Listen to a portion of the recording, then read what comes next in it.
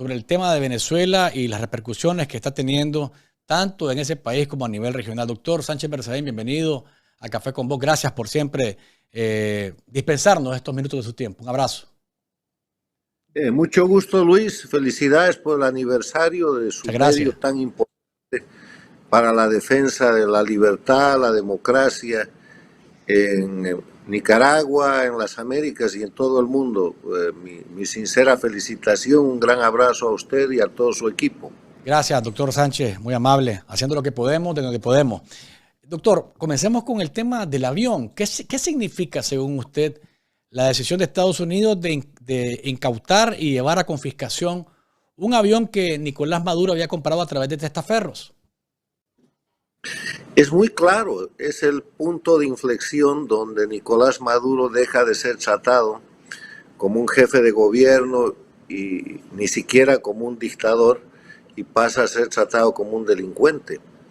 La confiscación que se ha realizado ayer es la señal clara de aplicación de la ley, además secundada por un mensaje del vocero de los Estados Unidos que dice que nadie está por encima de la ley. Hay que ver en esto con toda claridad que Maduro en adelante será tratado como debió ser tratado desde hace mucho tiempo. Un delincuente, parte y jefe de una organización de delincuencia organizada transnacional, que en este caso específico ha sido atrapado con las manos en la masa, con un tema de contrabando, falsificación, suplantación y operación indebida de un avión que no es de Maduro. Esos son recursos que él está robando al pueblo venezolano y que la acción que se ha tomado ayer es simplemente un acto de justicia contra un delincuente. Ahora, doctor, el argumento de la dictadura venezolana es que el avión es del Estado de Venezuela, pero no hay nada que lo demuestre. O sea, esa narrativa falsa tratan de imponerla como real y hay quienes tienen como la desvergüenza de repetir tal cosa. Mire, el argumento prueba precisamente los crímenes. Un avión comprado con una empresa falsa, sin registro oficial de Venezuela, que transporta personajes de la dictadura venezolana y que incluso acaba de ser señalado en Bolivia por algún medio de comunicación de que habría transportado cocaína desde el trópico de Cochabamba hacia Venezuela. ¿Cómo va a ser reclamado como propiedad de un Estado cuando no tiene ningún registro? El realizar ese reclamo es decir, confesamos abiertamente que hemos delinquido, falsificando una compra, haciendo mal uso de recursos, haciendo contrabando, haciendo una serie de crímenes que ahora son objeto de confesión. O sea, la peor defensa que puede asumir la dictadura de Venezuela es decir que eso es un vehículo del Estado venezolano, porque eso trae consigo la confesión de todos los delitos de los que lo están acusando. Ahora, se habla también, doctor, que viene de parte de Estados Unidos una serie de sanciones y se habla hasta de 30 funcionarios de la dictadura que podrían ser severamente alcanzados, pero la gente tiene un tanto de escepticismo en relación a las sanciones porque usted ha mencionado algo que es muy importante, las sanciones inhabilitantes, y estas son las que podrían poner en jaque a la dictadura, pero ¿será que vienen estas ahora sí y que tiene Estados Unidos la disposición de alcanzar el objetivo? Cuando hablamos de sanciones tenemos que hablar de dos conceptos. Primero, sanciones inhabilitantes, como usted menciona, que impiden al dictador seguir ejerciendo la dictadura. Porque si son simplemente obstáculos, el dictador va a seguir siendo dictador. Las sanciones tienen el objetivo de terminar con la dictadura y por eso tienen que ser sanciones inhabilitantes. Y el segundo concepto es el de sanciones colectivas. Miramos a Estados Unidos y está bien porque es la potencia mundial más importante, pero las sanciones a la dictadura de Venezuela tienen que ser impuestas por todos los países democráticos de la región y del mundo.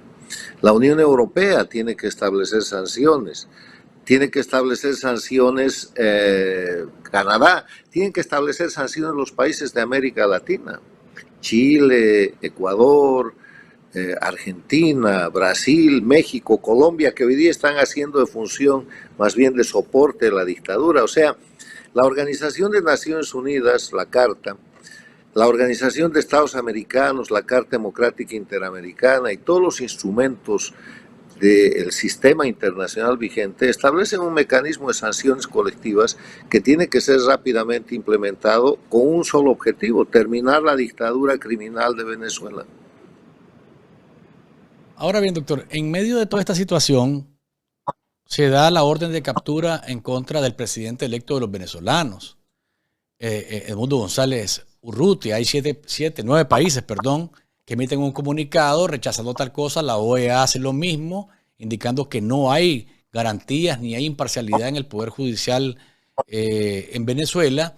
Pero parece que Maduro está dispuesto a llegar a ese punto, o es parte de la tercia que él tiene para tratar de lograr de una u otra forma que se le reconozca y que se le deje en paz, que le dejen estar en paz con su dictadura. Este es el comunicado de los 9 países, y está el comunicado también de la OEA que señala lo mismo: se rechaza lo ordenado en contra de Edmundo González Urrutia. ¿Qué dice usted acerca de esto? Lo que acaba de hacer Maduro operando su fiscal títere es simplemente la vieja práctica del socialismo del siglo XXI, del castrochavismo en este siglo: judicializar la persecución política, acusar a las víctimas de los delitos que cometen los miembros de la dictadura, perseguirlos con falsificaciones y someterlos a una justicia que no es una justicia, sino un mecanismo de linchamiento. Lo que está haciendo con González Urrutia, además, es terrorismo de Estado, porque a través de esta acusación y de la orden de aprehensión quiere generar miedo en toda la población venezolana para que se desmovilice y para poder seguir ejerciendo ilegalmente el poder. Lo que hace Cuba hace 65 años, lo que se hace en Bolivia hace aproximadamente 20 años, lo que hace el sandinismo desde el 2007 en su segunda fase dictatorial, y lo que hizo el sandinismo hasta el año 1990. O sea, no es nada nuevo. Lo que estamos viendo es el crimen organizado en plena operación, y en este caso la víctima es el presidente electo de Venezuela, Edmundo González Urrutia. El tema es que hoy, en el año 2024, hay unos pequeños detalles que van a determinar la derrota de la dictadura y la ineficiencia de ese mecanismo. El principal detalle es que ha habido un triunfo electoral contundente el 28 de julio y hay un reconocimiento mundial y regional a que esa elección la ha ganado Edmundo González Urrutia, lo que tiene que llevar a que los países democráticos del mundo aceleren el reconocimiento de González Urrutia como el presidente electo. El segundo detalle es que los crímenes que está cometiendo hoy día el dictador venezolano, manipulado por la dictadura de Cuba, están sucediendo infraganti, son delitos en tiempo real. Antes esto era un poco más difícil de documentar. Y el tercer detalle es que tiene repudio generalizado. O sea, lo que está haciendo el dictador Maduro es simplemente cavar su propia fosa. Él va a insistir en estas medidas de fuerza. Yo tengo escrito una columna, un ensayo, a fines del año pasado, cuando María Corina Machado había ganado la elección primaria de la oposición venezolana con más del 93%. Y el título de esa columna dice que la recuperación de la libertad y la democracia en Venezuela depende de preservar la vida y la salud de María Corina Machado. Hoy día el régimen está dispuesto a avanzar sobre María Corina y avanzar sobre el presidente electo de Venezuela, inclusive amenazando sus vidas. El socialismo del siglo XXI mata. Ha matado a Fernando Villavicencio, que iba a ganar la elección del Ecuador y que era el principal denunciante de todos estos grupos criminales en Venezuela, en Colombia, en Cuba y en otros lugares donde están instalados las dictaduras y los gobiernos paradictatoriales. O sea, la amenaza es real, hay que proteger al presidente electo, pero hay que poner en marcha mecanismos, porque esto es también parte de no solo de terrorismo de Estado, sino de crímenes de lesa humanidad, para de una vez cesar la dictadura en Venezuela e ir más allá de las declaraciones y pasar a las acciones colectivas para reponer y garantizar la paz y seguridad internacionales y proteger al pueblo venezolano de este oprobio criminal que está sufriendo. Ahora, doctor, ha habido teorías de teorías en esto, ¿verdad? Porque lógicamente que esto genera desesperación. La falta de acciones que hagan cesar la dictadura en Venezuela, como usted menciona, hace que se generen algunas teorías y uno cae a veces en la desesperación y en creerlas, ¿no? Porque realmente ve que Maduro profundiza la represión, ¿verdad? Y el tiempo, si se hace más largo, pues pasa lo de Nicaragua, ¿no? Que se pasma la cuestión y no hay que dejar que se pasme, hay que agilizar, hay que acelerar. Y entre las teorías está el tema de que el TIAR podría entrar en acción. Yo no veo eso posible, por lo menos en este momento. Y lo segundo, doctor, es el tema de que González Urrutia, siendo el presidente electo y teniendo en cuenta que hay un espacio demasiado grande de aquí hasta enero, podría pedir ayuda internacional siendo reconocido como tal, pero ¿qué es tan posible eso?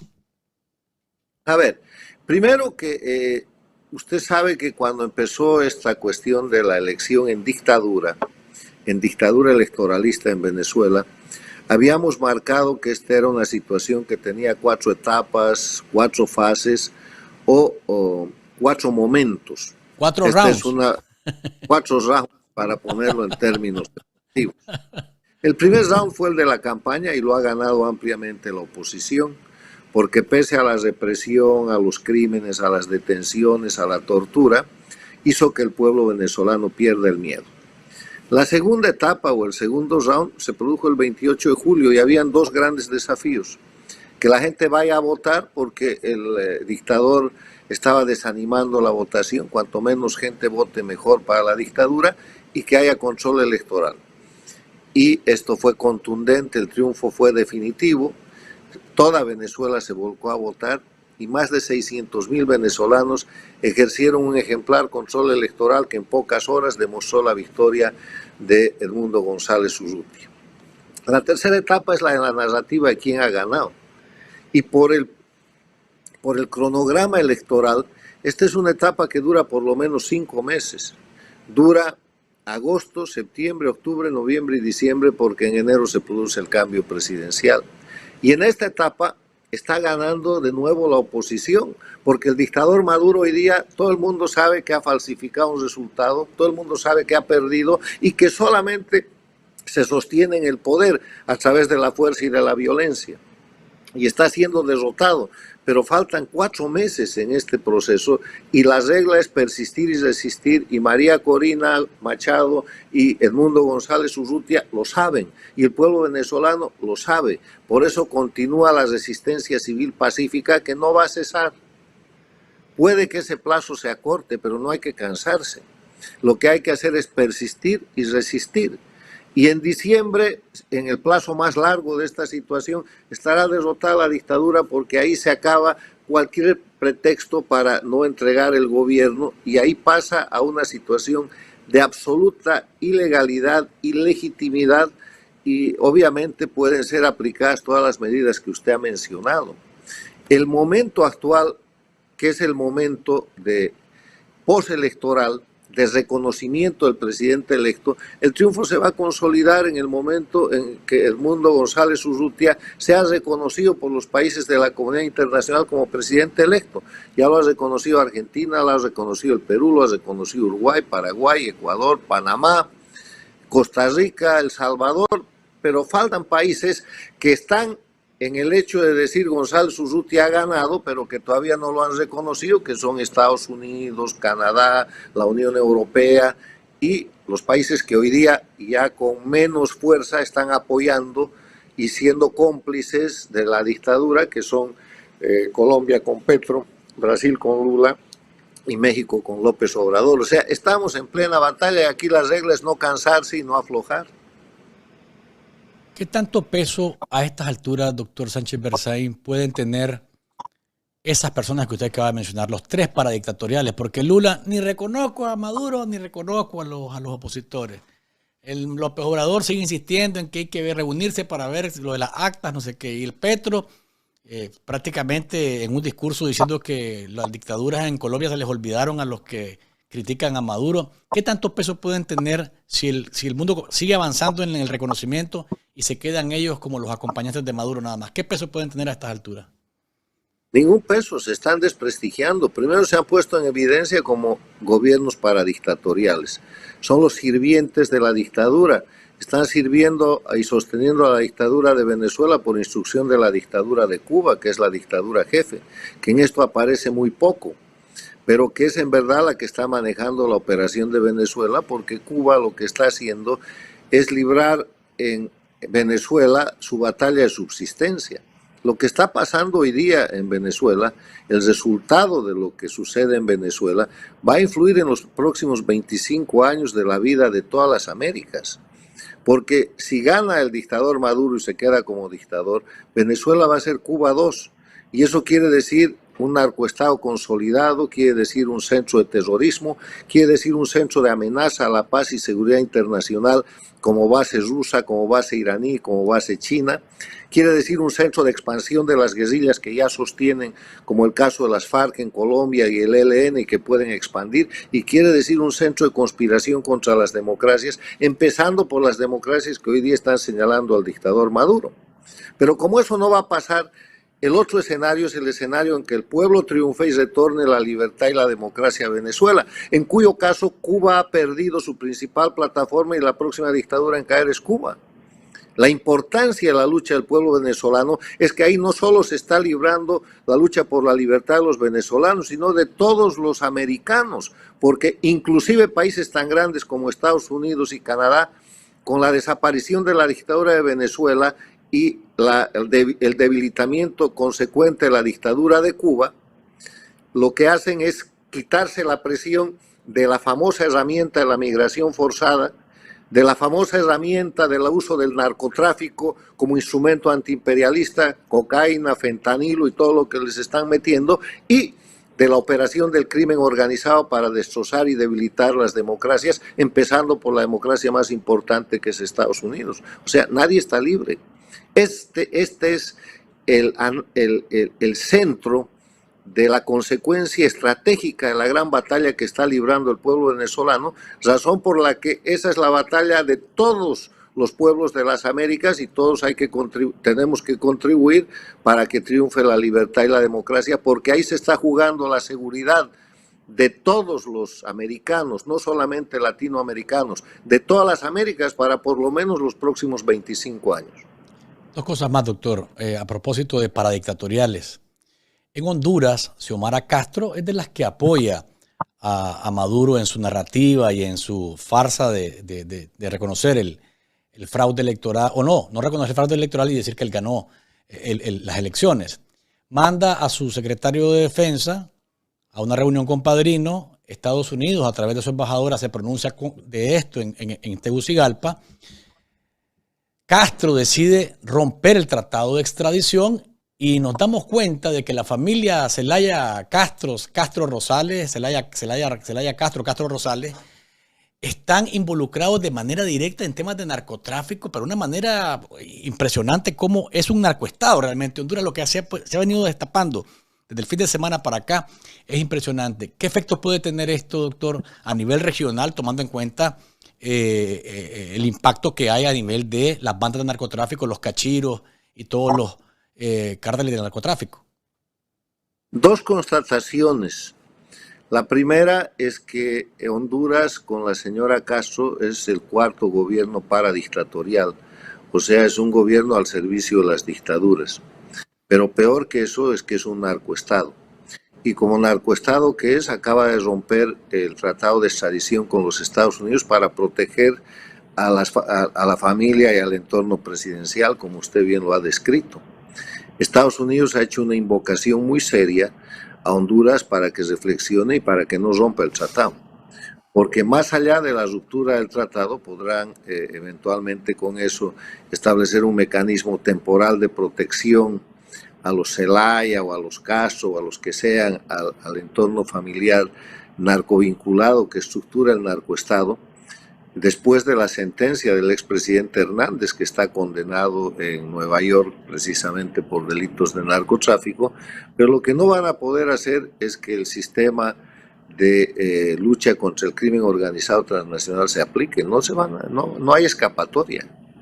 O sea, lo único que han hecho con estas medidas es confesar su condición delictiva y reafirmar la necesidad de que la justicia los persiga.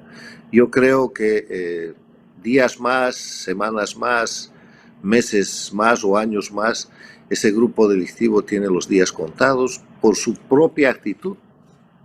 Y por último, doctor, la Convención de Palermo, usted ha insistido en esto, viendo a Maduro y todos los crímenes que comete, más países sumándose como Uruguay a que la Corte Penal Internacional abra un proceso en contra de él de una vez por todas. ¿Están las condiciones dadas para que se aplique y la delincuencia de Maduro pague, rinda cuentas? Mañana tenemos un foro en el Inter-American Institute for Democracy que se refiere a Venezuela y la aplicación de la Convención de Palermo. Vamos a explicar cómo es que se aplica la Convención de Palermo al grupo delictivo de Maduro, porque el grupo delictivo de Maduro cumple con todas las definiciones y todas las condiciones de grupo delictivo transnacional. Vamos a demostrar cómo hay delitos cometidos en Venezuela que tienen efectos sustanciales en todos los países de las Américas, que por lo tanto pueden abrir causas y tienen competencia para juzgar a Maduro. Y los expositores van a ser una famosa abogada de la Argentina, la ex fiscal general del Perú, un abogado penalista del Ecuador, un abogado de Chile, una abogada de los Estados Unidos y un abogado venezolano, que cada uno desde su punto de vista nos va a decir cómo se aplica la Convención de Palermo en cada uno de estos países, porque lo que varía es simplemente el procedimiento de acusación penal. Entonces, la Convención de Palermo va a terminar por aplicarse. Este foro tiene la intención de ser el empujón, el trampolín, para que los abogados, estos mismos que participan en el foro, se animen a presentar denuncias, demandas, querellas o abrir procesos penales que hagan aplicable en cada uno de esos países la Convención de Palermo. Entonces, podremos ver en unas semanas órdenes de fiscales y de jueces de países democráticos con justicias aceptablemente independientes que están pidiendo la detención internacional a través de la Interpol del dictador Maduro y su grupo de delincuencia organizada transnacional que está integrado por su presidenta, su vicepresidenta o vicedictadora Rodríguez, por su ministro Diosdado Cabello, por su otro ministro Padrino López, por Amoroso y su grupo que manejan el Consejo Electoral, por el grupo de jueces títeres con la señora Rodríguez y otros, y por los grupos represivos, la gente que maneja visiblemente los servicios de inteligencia y la intervención cubano y de Wagner y de otras dictaduras como la de Nicaragua y Bolivia que ahí se están dando. Es un verdadero grupo delictivo transnacional que esta crisis está ayudando a develar y a poner en evidencia. Imagínense si no fuera por esta tan desagradable situación, los propios venezolanos no estarían convencidos de que tienen en su país tropas cubanas, bolivianas, rusas, Wagner, y ofrecidas las tropas del dictador de Nicaragua para someter, entre otras cosas, a los hombres y mujeres de armas, a los miembros de la policía y de las Fuerzas Armadas de Venezuela que están prácticamente presos en sus propios cuarteles. O sea, las cosas están mal, pero van bien. Las cosas están en camino de que estamos observando el largo y penoso proceso de la caída de una dictadura que domina a Venezuela por 25 años y que está controlada por una dictadura que es la de Cuba que tiene 65. O sea, esta lucha no puede ser corta ni mucho menos, pero tiene un tiempo que históricamente representa unos meses más y que efectivamente va a terminar con la derrota y la caída de la dictadura venezolana. Hablando, perdón doctor, unos segundos más, hablando de justicia, ¿ve a Ortega requerido de verdad por la justicia argentina? Orden de captura internacional ha pedido Darío Richarte por la acusación de crímenes de lesa humanidad.